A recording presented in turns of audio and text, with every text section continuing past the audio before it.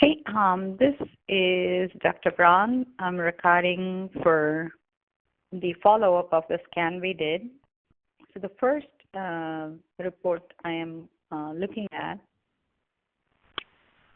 is the Lyme. You could see like the patterns are changing because the patient is responding to treatment.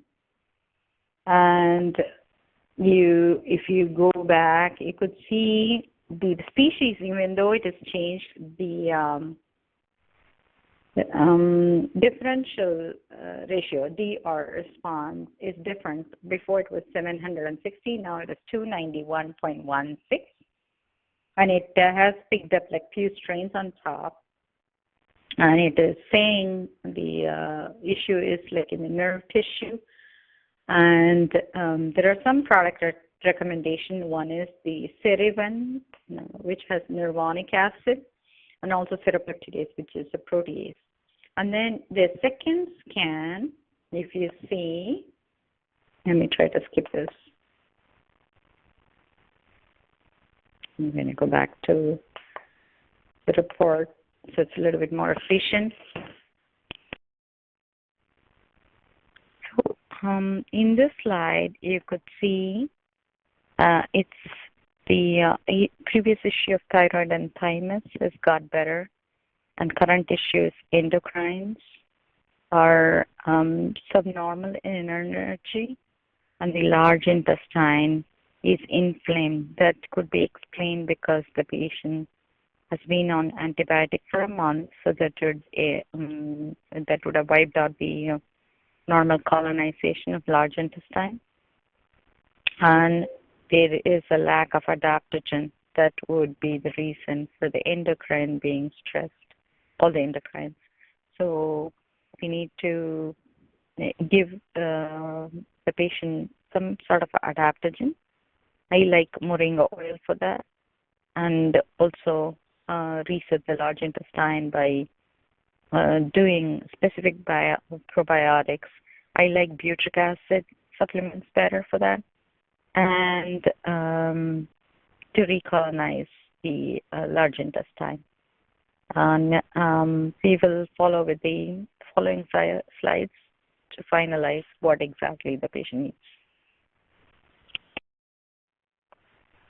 So the second scan I'm going over is specifically like if you go to page number, page number 6 on the scan. When I look at it, it looks like adrenals are depleted, pancreas and ovaries are depleted, pituitary gland is depleted. So some endocrine issues is persisting, but the large intestine, there is inflammation. So when you see both, you know that because of antibiotic, maybe the flora in the large intestine is altered. That's kind of like my sense of why the large intestine inflammation is coming up. And all the endocrines are subnormal. There is no energy in them.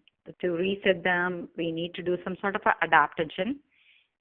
And there was some recommendation that was given, but I can speak personally for you to understand why exactly it's looking for adaptogen. And when you go to page 10, you would see the C7 is inflamed. So that is the last cervical vertebra. So there is some sort of inflammation persisting there. And whenever there is a nerve issue, you want to add good fats, like the one I like is moringa oils, and some sort of a fat emulsifier, like for a nerve tissue, I like some sort of a beta-caryophyllene type of medication, like black pepper oil, plus the orange oil, because it will, in combination, allow the oil to seep in to heal the tissue. And then when you see the previous scans, there was issues with thyroid and thymus, which is normalizing here. So there is a big progression towards wellness. Like, she's responding, but at the same time, you could see now we need to focus on nerve tissue instead of lymphatics, because the lymphatics has healed itself well. So now we are focusing on lymphatics to reset those, okay? And then let me bring up your third slide. So in this slide, the report I brought up was something called EAV points. It's like an interference field. We check for overall how the patient is progressing.